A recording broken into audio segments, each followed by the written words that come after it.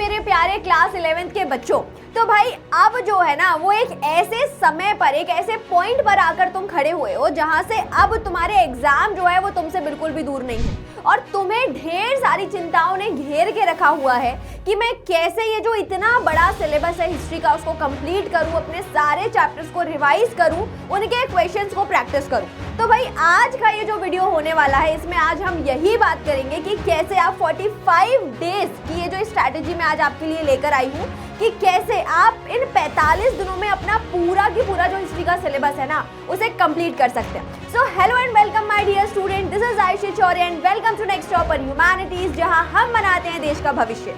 देखिए भाई, तो ये जो हमारा वीडियो है इसमें आज हम बात करेंगे कि ये जो आपका 45 डेज होने वाले हैं, इन 45 डेज में अगर आप अपना सिलेबस को कंप्लीट करना चाहते हैं तो वो कौन सी चीजें हैं जो आपको करनी है और सबसे इंपॉर्टेंट वो ऐसी कौन सी चीजें हैं जो मैं वीडियो में लास्ट में आपको बताने वाली हूँ कि भाई जो आपको नहीं करनी है। ठीक है, तो वीडियो में लास्ट तक बने रहना है आपको और समझना है कि भैया क्या करना है और क्या नहीं करना है। देखो, सबसे पहले अगर हम बात करें कि हमें इस पूरा की पूरा जो सिलेबस है आपका उसको आपको कंप्लीट करना है। अब सिलेबस को कंप्लीट कैसे करेंगे? तो आप सभी को पता है कि भाई हमारे पास हिस्ट्री में ये 7 चैप्टर है, writing and city life and empire across 3 continents, nomadic empire, 3 order, changing culture tradition, displacing the indigenous people and parts to modernisation. और सभी चैप्टर की अगर आप बात करेंगे तो इक्वल वेटेज है एक्सेप्ट द 7 चैप्टर जिसमें 15 नंबर है। ठीक है, तो ये तो हो गई भाई सिलेबस की बात कि ये 7 चैप्टर पता है आपको, बहुत अच्छे से पता है। लेकिन अब इन चैप्टर्स को पढ़ना कैसे है, क्योंकि भैया एनसीईआरटी रीड करने का लाइन बाय लाइन तो अब टाइम है नहीं तुम्हारे पास। ठीक है, तो क्या कर सकते हो तुम यहाँ पर?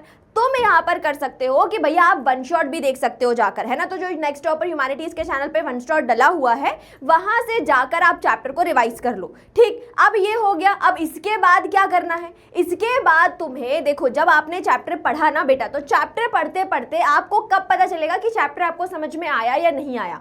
वो आपको पता चलेगा प्रैक्टिस से। तो क्वेश्चंस की जो है वो प्रैक्टिस आपको करनी है, बहुत अच्छे से आप क्वेश्चंस की प्रैक्टिस करेंगे और जब आप उसकी प्रैक्टिस करेंगे तब आपको समझ में आएगा कि भाई आपको वो चैप्टर समझ में आया है या नहीं आया है। ठीक है, और जो समझदार बच्चे होते हैं, जो होशियार बच्चे होते हैं ना, वो जब भी रिवीजन करते हैं तो रिवीजन करने का सबसे अच्छा तरीका प्रैक्टिस ही होता है।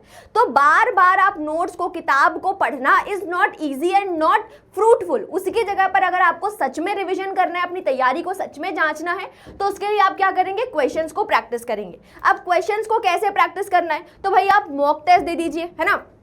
PYQs होते हैं, सैंपल पेपर होते हैं, वो सभी चीजें जो हैं वो आपको देते रहना है और करना है। अब उसके साथ साथ जो सबसे इंपॉर्टेंट है, और क्लास 11th में या आप बात कर लीजिए क्लास 12th में, अगर स्पेशली अगर मैं हिस्ट्री के एग्जाम की बात करूं तो ये चीज आपको आनी ही चाहिए, क्योंकि यहीं से आपके पूरे नंबर जो होते हैं वो डिसाइड होते हैं और वो होती है आंसर राइटिंग प्रैक्टिस। लेकिन आंसर राइटिंग प्रैक्टिस करने के लिए गाइडेंस कहां से मिलेगा, अच्छे क्वेश्चंस कहां से मिलेंगे? ठीक है, कई सारे सवाल हैं और जो आंसर्स लिख रहे हैं वो सही डायरेक्शन में जा रहे हैं या नहीं जा रहे हैं, इसके लिए हमें कौन गाइड करेगा? तो अभी बेटा देखो, क्लास 11th एक ऐसा समय है जहां पर आप ना बहुत सारी एक ऐसी सिचुएशन में फंसे हुए, बहुत सारी परेशानियों से घिरे हुए हो कि आप चाहते हो कि आपको कोई ऐसा गाइड मिल जाए जो आपको आपके उस गोल तक छोड़ कर आए हाथ पकड़ के।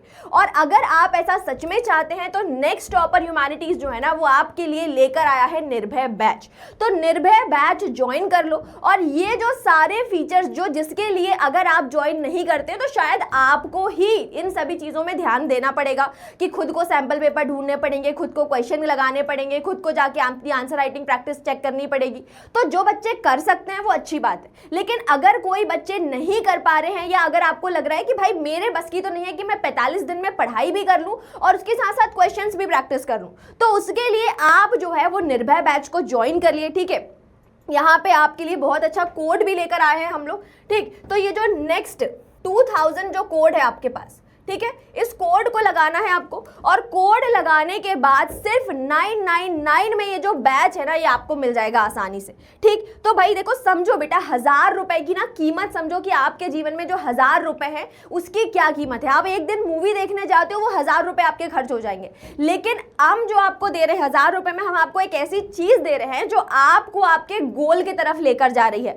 आपके भविष्य बनाने में आपकी मदद कर रही है। ठीक है, तो देखो 1000 रुपए में आपको क्या मिल रहा है, 1000 भी नहीं बोल रहे, उसमें 1 रुपए आप रखो, है ना, 999 ही मांग रहे हैं हम लोग, ठीक। तो ये सारे फीचर्स जो है वो आपको मिल रहे हैं कि भाई सारे चैप्टर, सारे सब्जेक्ट जो हैं आपके, हिस्ट्री हो गया, पॉलिटिकल साइंस हो गया, इकोनॉमिक्स हो गया, ज्योग्राफी हो गया, सारे सब्जेक्ट्स पढ़ाए जाएंगे, वो भी लाइव। और अगर आप कोई क्लास मिस कर जाते हैं तो 24/7 उसकी रिकॉर्डेड क्लास जो है वो आपके पास रहेगी। आपको डाउट सेशन मिलेगा कि भाई आप आपके जो डाउट्स है वो डाउट्स पूछ सकते हो। आपको सैंपल पेपर दिए जाएंगे, आपको मॉक टेस्ट दिए जाएंगे, आपको सारे नोट्स दिए जाएंगे पीडीएफ फॉर्मेट में, और साथ ही साथ हिंदी और इंग्लिश जो आपको कोई नहीं पढ़ाता, कहीं नहीं पढ़ाता, वो भी हम पढ़ा रहे हैं रिकॉर्डेड फॉर्मेट में, ठीक है। तो ये सारे काम जो है ना, जिसे बोलते हैं ना कि पकी पकाई थाली मिल रही है, बस अंदर करना है ना, बस खाना है, चबाना है, तो बस उतना ही करना है। बाकी नेक्स्ट टॉपर जो है वो पूरा की पूरा खाना जो है, पूरे की पूरी थाली जो है वो आपको बनाकर दे रहा है, ठीक। अब ये तो हो गई बात।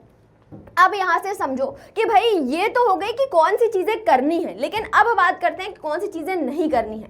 तो सबसे पहले, क्योंकि अब आप 45 दिनों के एक ऐसे टाइम पीरियड में फंसे हुए हो जहां पर अगर आप ढेर सारी किताबें खरीद लेते हो और उसके बीच में फंस जाते हो कि यार इससे भी पढ़ लूं, उससे भी पढ़ लूं, उससे भी पढ़ लूं, उससे भी पढ़ लूं, तो मैं बता रही हूं कि आप एक से भी नहीं पढ़ पाओगे।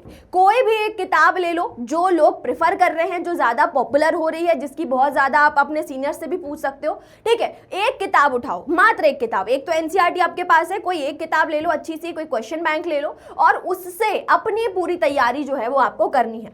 उसके बाद जब आंसर राइटिंग करोगे, ठीक है, तो आंसर राइटिंग लॉन्ग पैराग्राफ में बिल्कुल भी नहीं करनी है। बहुत बार मैं आपको बोल चुकी हूं कि कहानियां नहीं लिखनी है हमें, ठीक है। आंसर ऐसा लिखना है कि जब भी आपका एग्जामिनर आपके आंसर्स को देखे तो वो फटाफट आपको नंबर दे, उसको समझ में आए कि भाई बच्चे को ये सारी चीजें पता है।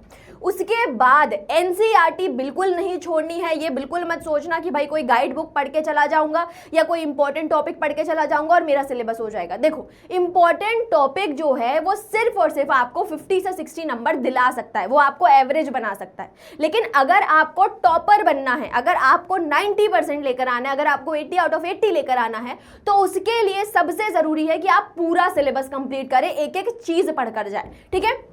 तो पूरी एनसीईआरटी पढ़नी है, उसके सारे क्वेश्चंस प्रैक्टिस करने हैं, सारे पीवाईक्यूज देखने हैं, तब जो है आप आसानी से 90% या 80 आउट ऑफ 80 आपके ला सकते हैं।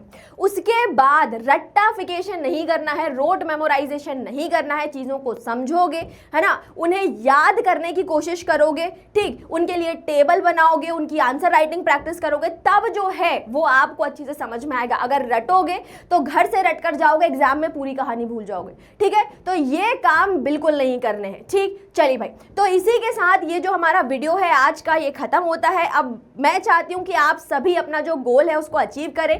Till then take care, good night, bye bye.